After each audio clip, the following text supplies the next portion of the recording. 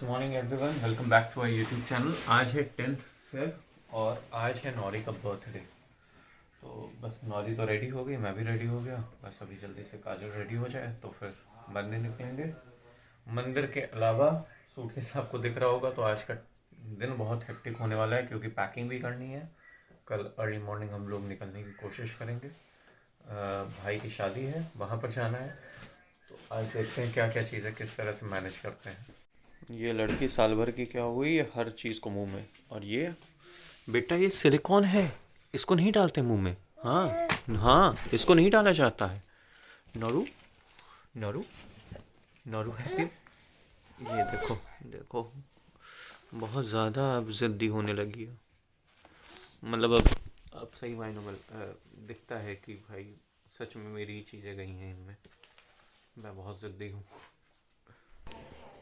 Nauru के साथ हमारी लड़ाई चल रही है। हाँ हाँ, क्योंकि नौरू भाई पापा के पास तो आ नहीं रही है, बाकी सबके पास जाना है इनको, सारी चीज़ें करनी है, इसलिए हमने भी काम निकाल। हाँ देखो, फिर मैं तो भाई इस वजह से हमने इनको छोड़ दिया। हमने कहा जो आपको करना है करें। जिधर जाना है जाए, जिनके पास जाना है जाए, पापा बात नहीं करेंगे। पापा एकदम कट्टी हैं इनसे। तब कहीं जाके आज ये हमारे पास बैठी हैं और अभी शिद्दत के साथ दूध पिया है। हाँ, अब डांसी डांसी हो रहा है इनको, और जाने के लिए बहुत एक्साइटेड हैं ये। देखते ही देखते नौरी 1 साल की हो गई। आज भी याद है जब इस समय, हाँ 10:30 बजे, बस इसी समय ही हुई थी। क्योंकि जब हुई थी तो डॉक्टर ने बुलाया और मैं इतना रो रहा था लिटरली कि मुझे दिख नहीं रही थी ये ठीक से।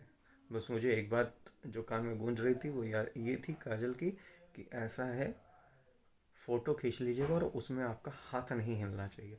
तो मैं रोए जा रहा था, बट कोशिश कर रहा था कि मेरे हाथ एकदम स्टेडी रहें और मैं क्लियर शॉट ले सकूं, फ़ोटो ले सकूं उसका।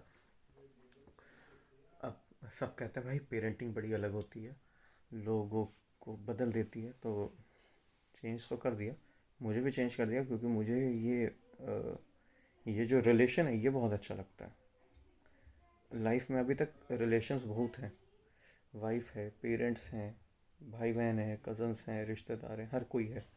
बट हर कोई अ, के साथ डायरेक्ट रिलेशन नहीं होता। इवन अपने सिबलिंग्स के साथ, वो मेरे पेरेंट्स के बच्चे हैं, इस वजह से मैं वो मेरे भाई या बहन हुए। मेरी वाइफ किसी की बेटी है, कोई मेरे चाचा या ताऊ हैं, तो वो उनका मेरे फादर के साथ रिलेशन है, इस वजह से वो मेरे चाचा या ताऊ लगते हैं, या उनके बच्चे मेरे कज़न्स कहलाए जाते हैं। क्यों? क्योंकि वो उनके रिलेशन में हैं, और उन चाचा या ताऊ के बच्चे हैं और वो मेरे फादर के रिलेशन में। ऐसी मामा मौसी सारे रिलेशंस ऐसे ही बड़े ही रिलेटेड से होते हैं, इस वजह से वो आपके रिलेशन होते हैं। और वो आप डिसाइड नहीं कर सकते कि लाइफ आपको कैसा रिलेशंस देगी। बट जब से नौरी आई ना, तब से एक चीज़ मुझे पूरी तरह से रियलाइज है कि ये मेरी बेटी है।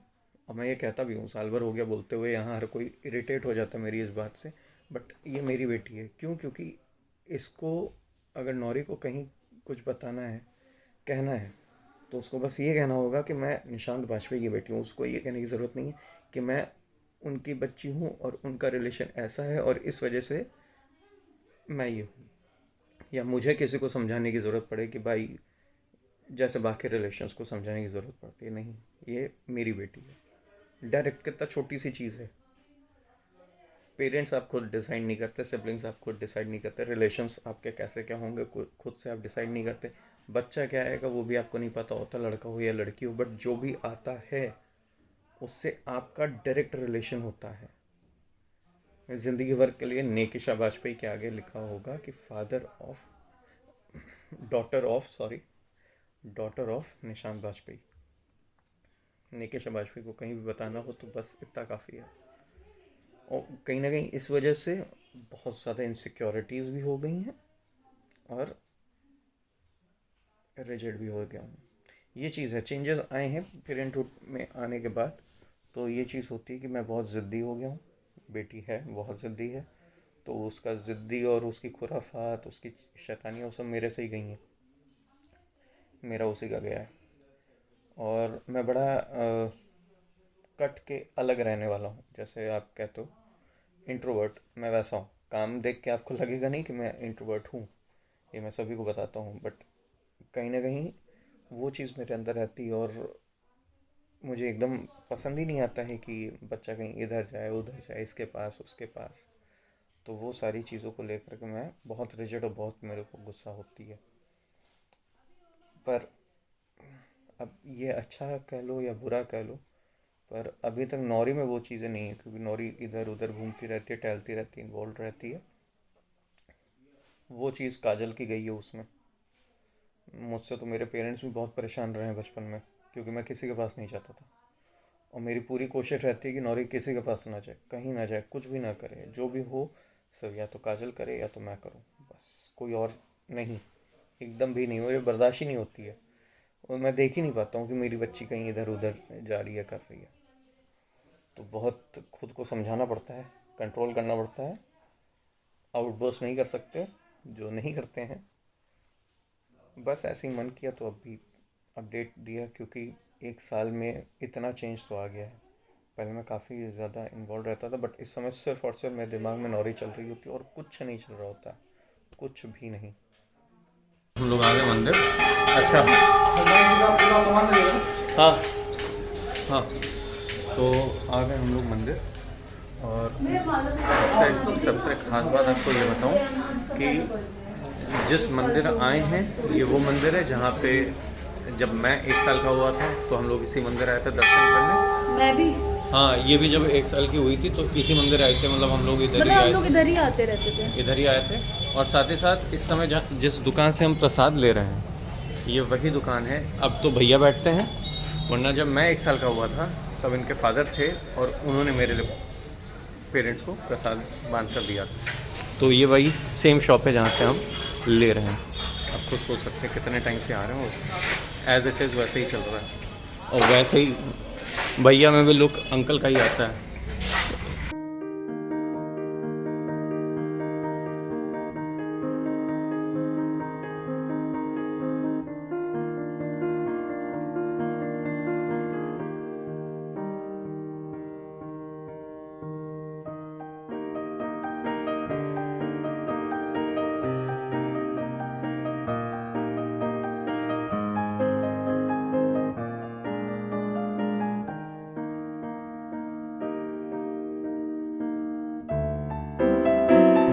हो गया दर्शन हम लोगों के। नौरी तो सो रही है और बहुत अच्छे से हो गया। बहुत कुछ चेंज भी हो रहा है मंदिर में, बहुत पीसफुल था, बहुत पीसफुल था। तभी बैठे हुए हैं। इतनी शांति मिलती है यहाँ पे आके। और अभी तो ये जो घंटियाँ आपको दिखाई इस साइड में लग गई हैं, पहले बीच में लगती थी और बहुत ज़्यादा थी, बहुत ज़्यादा थी। तो हम लोग बजाते हुए जाते थे एकदम छोटे बच्चों, जब छोटे थे हम लोग, बहुत मज़ा आता था। एकदम नॉस्टैल्जिया हिट करता है। ये सब वो जगह हैं जहाँ पे छोटे से इतने बड़े हो गए। अच्छा हम दोनों ऐसा नहीं है कि साथ साथ पले बड़े हैं, बस एक एरिया में ही रहते थे। हाँ, पर एक एरिया में रहने के बावजूद जानते नहीं थे, वो तो बस भगवान ने मिला दिया, इन्हीं की कृपा थी। इन्हीं उठ गई हमारी नौरी, चलते चलते उठ गई। नौरो enjoying the MIG vibe। हाँ नौरी,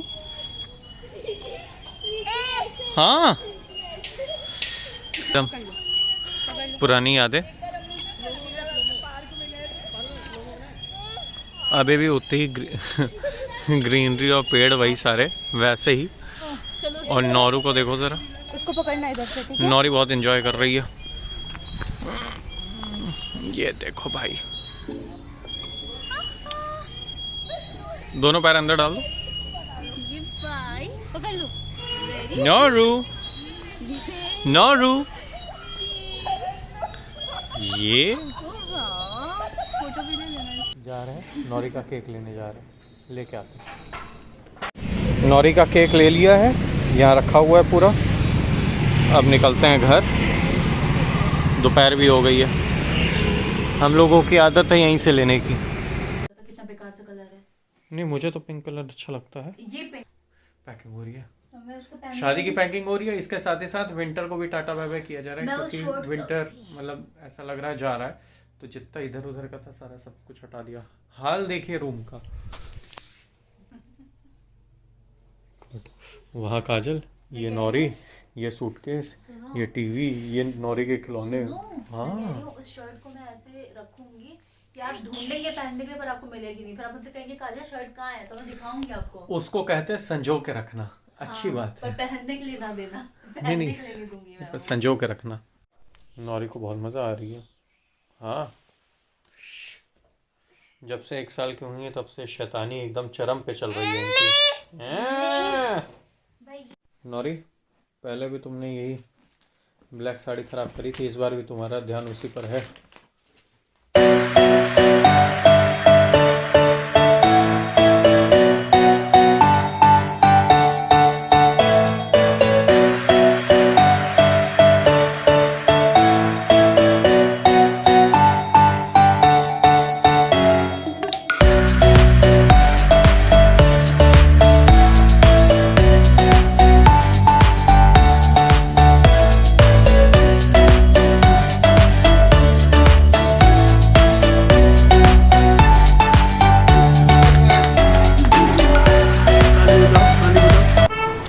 केक कटिंग हो गई, अब हैं हम लोग डिनर के लिए। हाँ, ये रहा, ये नाम है उपकार, a fusion between UP and Karnataka food. ये यहाँ का मुझे खाना बहुत पसंद है। आ गए काजल वगैरह भी, तो डिनर विनर करके आ गया मैं यहाँ पर चारबाग रेलवे स्टेशन, क्योंकि कल हम लोगों को निकलना है। अच्छा, अभी तक तो सारी चीज़ें भाई पेरेंट्स मैनेज कर लेते थे, इस बार सारा खुद से कुछ करना है, तो मुझे समझ नहीं आ रहा बस लिया जाए, ट्रेन लिया जाए, क्या किया जाए।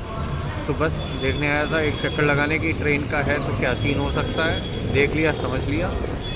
कोशिश रहेगी कि कल मॉर्निंग की ट्रेन पकड़ ली जाए, वरना बस से तो पहुँच ही जाएंगे। बस का ट्रैवल थोड़ा मैं अवॉइड करना चाह रहा हूँ, क्योंकि मुझे सही फीलिंग नहीं आती उसमें बस में। ट्रेन फिर भी ठीक है, आदत में।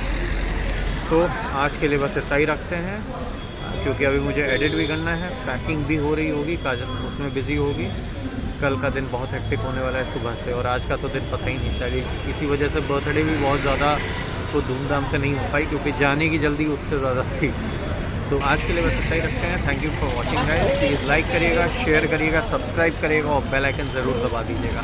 चलिए कल मिलते हैं सुबह 8 बजे।